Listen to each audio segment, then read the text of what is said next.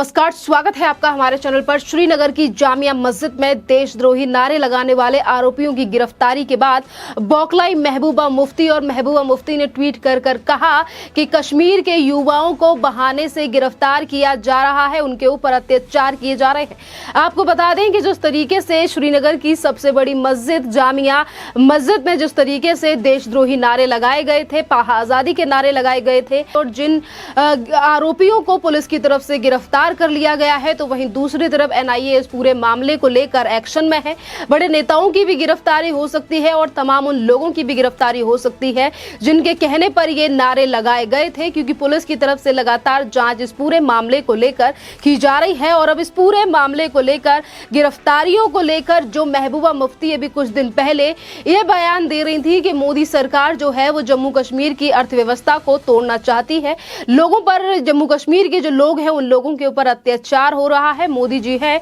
वो चुपचाप बैठकर देख रहे हैं, लोग बेगुनाह लोगों को मारा जा रहा है, यहाँ के लोगों को नौकरी से निकाला जा रहा है और बाहर से भर्तियां कराई जा रही हैं। इस तरीके का बयान देने वाली पीडीपी की अध्यक्ष महबूबा मुफ्ती फिर एक बार उन आरोपियों के बचाव में आई हैं जिन्होंने नारे लगाए थे, देशद्रोही नारे लगाए थे, मूसा जाकिर जैसे आतंकवादियों का समर्थन किया था, जयकारा लगाया गया था। और वहीं आजादी वाले नारे लगाकर 1990 में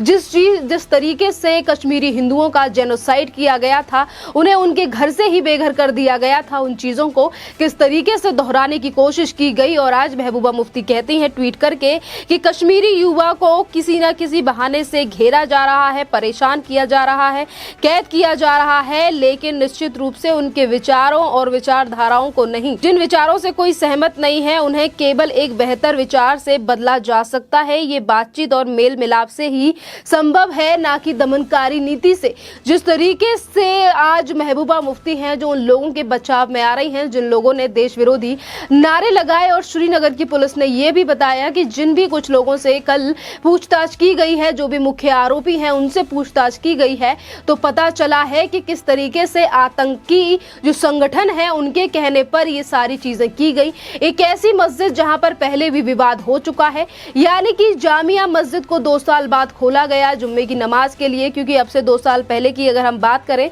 तो 2020 से ही काफी चीजों को बंद कर दिया गया था कोरोना के चलते। कोरोना के चलने के बाद और अब 2 साल बाद ये रमजान के महीने में अगर मस्जिद खोली गई है, तो किस तरीके से जो अलगाववादी हैं या फिर हम कहें कि कट्टरपंथी किस तरीके से फिर से एक बार उसी मंजर को दोहराने का प्रयास कर रहे थे। पर समय रहते सीआरपीएफ और वहां की पुलिस ने इस तरीके से कार्यवाही की है कि अब जगह जगहों पर छापेमारी भी की जा रही है, उन सभी लोगों की पहचान कर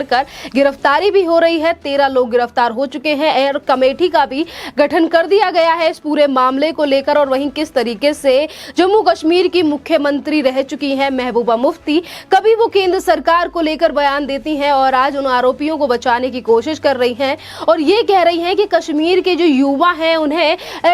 डराया धमकाया जा रहा है, उन्हें जेल में डाला जा रहा है, उन्हें कैद किया जा रहा है, पर उनके विचारों को बदला नहीं जा सकता। यानी कि आज उन लोगों को, आज जिन लोगों की गिरफ्तारी कल श्रीनगर की पुलिस ने की है, आज महबूबा मुफ्ती उन लोगों को कश्मीर का युवा बता रही हैं और ये कह रही हैं कि उन्हें दबाने की कोशिश की जा रही है, उन्हें कैद करने की कोशिश की जा रही है, जो खुलेआम किस तरीके से आतंकवादियों के जयकारे के नारे लगा रहे थे और मस्जिद में खड़े होकर भारत से आजादी चाहिए के नारे लगा रहे थे। और आज वही लोग कितने ज्यादा मासूम दिखाई दे रहे हैं महबूबा मुफ्ती को, जिसको लेकर आज तमाम लोग जो है वो आज आक्रोश भी दिखा रहे हैं महबूबा मुफ्ती के इस ट्वीट को लेकर। उस ट्वीट के नीचे तमाम लोग ये हैं, इस बात को कह रहे हैं कि जो बाहर से घुसपैठिया जम्मू कश्मीर में घुसाए हैं और जो इस तरीके की चीजें जो अलगाववादी हैं और आज जो नारेबाजी कर रहे हैं, आज महबूबा मुफ्ती किस तरीके से उन लोगों को बता रही है कि ये कश्मीर का युवा है, किस तरीके से आज। और इससे पहले भी हम आपको बता दें कि जब भी श्रीनगर की पुलिस ने इस तरीके से अलगाववादियों की गिरफ्तारी की है, उन्हें गिरफ्त में लिया है, तभी महबूबा मुफ्ती ने इस तरीके से बयान दिए हैं। और कभी कहा है कि मोदी सरकार जो है वो अपनी दमनकारी नीतियों का इस्तेमाल कर रही है, तो कभी ये कहा जाता है कि कश्मीर के युवाओं के ऊपर अत्याचार किए जा रहे हैं, मोदी सरकार जो है वो अर्थव्यवस्था बिगाड़ना चाहती है जम्मू कश्मीर की, तो हम धारा 370 को वापस लाने के लिए भी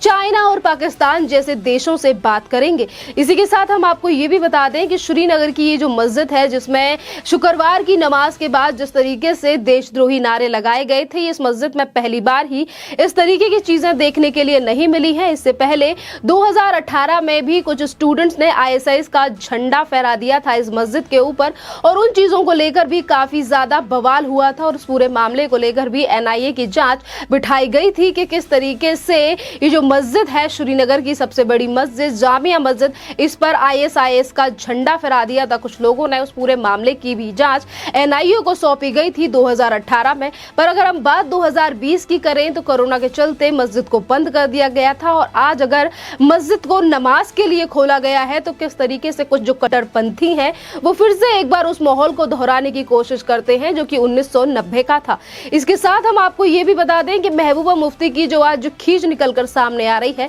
ये पहली बार नहीं है, क्योंकि जब भी ऐसे आतंकवादी, कट्टरपंथी या फिर इस तरीके के लोगों के ऊपर एक्शन लिए जाता है या फिर एनआईए की तरफ से, जम्मू कश्मीर की पुलिस की तरफ से, महबूबा मुफ्ती हमेशा ही इन सब चीजों को लेकर बयान देती हैं। पर कभी भी महबूबा मुफ्ती ने, अगर हम जम्मू कश्मीर की यानी कि श्रीनगर की इस जामिया मस्जिद की ही बात करें तो जिन गिरफ्तारियों को लेकर आज महबूबा मुफ्ती का कहना है कि जिन लोगों की गिरफ्तारी हुई है वो लोग जो है युवा है कश्मीर के, पर महबूबा मुफ्ती ने उन लोगों के लिए कोई बयान नहीं दिया है जिन लोगों के ऊपर पथराव किया गया था इन अलगाववादियों की तरफ से, उस सीआरपीएफ की जवानों के ऊपर जिनके ऊपर लगातार पत्थर फेंके गए थे। उस दिन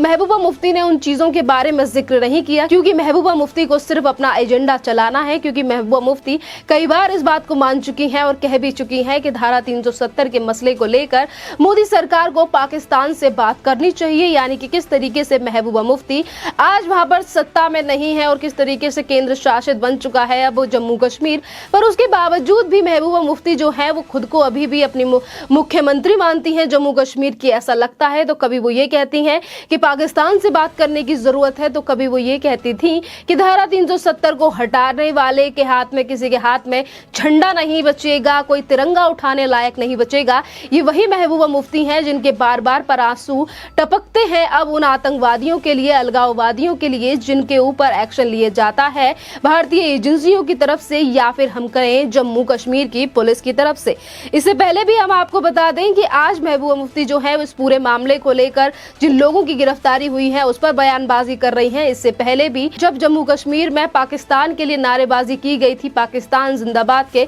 नारे लगाए गए थे और जिस वक्त पर लोगों की गिरफ्तारी हुई थी तब भी महबूबा मुफ्ती ने यही कहा था कि जो लोग मासूम लोग हैं उन्हें फंसाया जा रहा है, उनकी गिरफ्तारी कर रही है मोदी सरकार, जो कि बिल्कुल भी ठीक नहीं है अपनी, यानी कि बार बार पर किस तरीके से जो महबूबा मुफ्ती हैं वो अलगाववादियों को समर्थन करती हुई नजर आती हैं और उन्हें बार बार पर कश्मीर का युवा बताती हैं, जिसको लेकर आज तमाम सवाल महबूबा मुफ्ती के साथ साथ उन तमाम लोगों को लेकर उठाए जा रहे हैं जो द कश्मीर फाइल्स को लेकर तो बहुत बड़ी बड़ी बातें कर रहे थे और ये कह रहे थे। महबूबा मुफ्ती के ही बयान की बात की जाए तो महबूबा मुफ्ती ने द कश्मीर फाइल्स को लेकर सवाल किया था और कहा था कि मोदी सरकार ऐसी फिल्मों को दिखाकर क्या साबित करना चाहती है। मोदी सरकार ने कश्मीरी हिंदुओं के लिए इन 8 सालों में कुछ नहीं किया, वरना उनकी स्थिति और भी ज्यादा ठीक होती। और इसके अलावा यानी कि मूवी को एक तरीके से जो द कश्मीर फाइल्स है, जो कि एक सच्ची घटना पर आधारित फिल्म है, उसको किस तरीके से नकारा गया था महबूबा मुफ्ती की तरफ से। और यही ऐसे ही कुछ बयान